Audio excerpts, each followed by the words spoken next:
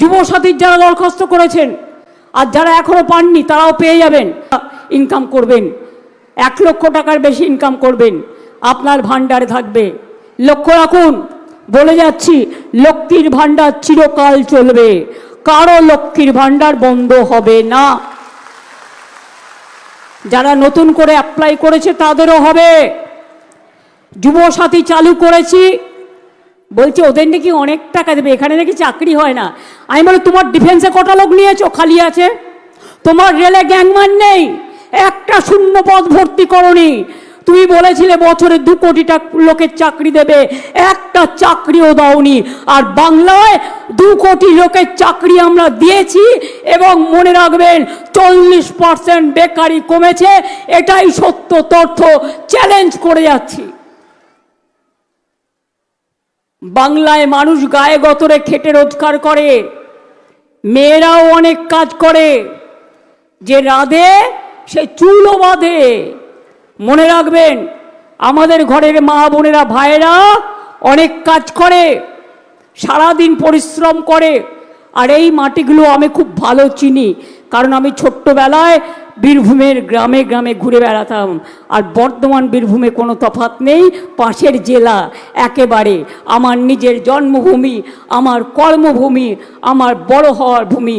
আমি মাটির আল ধরে হাঁটতেও পারি, পুকুরে মাছও ধরতে পারি, সাঁতার কাটতেও পারি, আর গ্রামে গিয়ে ধান পুঁততেও পারি।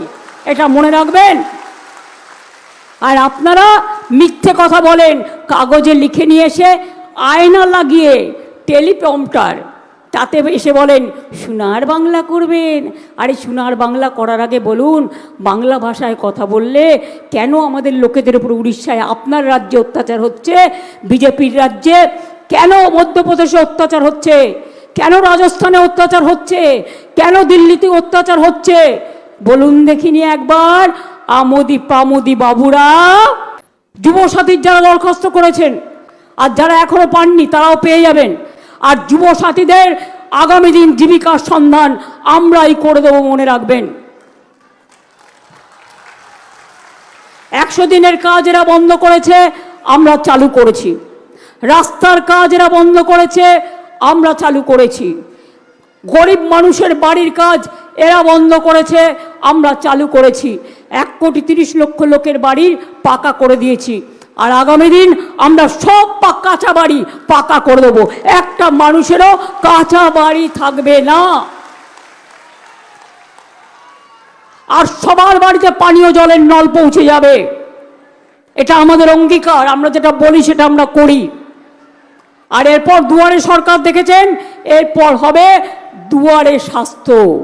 আপনাকে বাইরে যেতে হবে না, আপনার ব্লক টাউনে ডাক্তার আসবে, নার্স আসবে, সিস্টার আসবে, প্যারামেডিক্যাল স্টাফ আসবে, আপনার ব্লাড টেস্ট করবে, আপনার সংসারে যদি কারো কোনো রোগ থাকে দেখে দেবে, চিকিৎসা করবে, বিনা পয়সায় ওষুধ দেবে, এবং কঠিন রোগ হলে তাদের অন্য জায়গায় ভর্তি করার ব্যবস্থা করে দেবেন।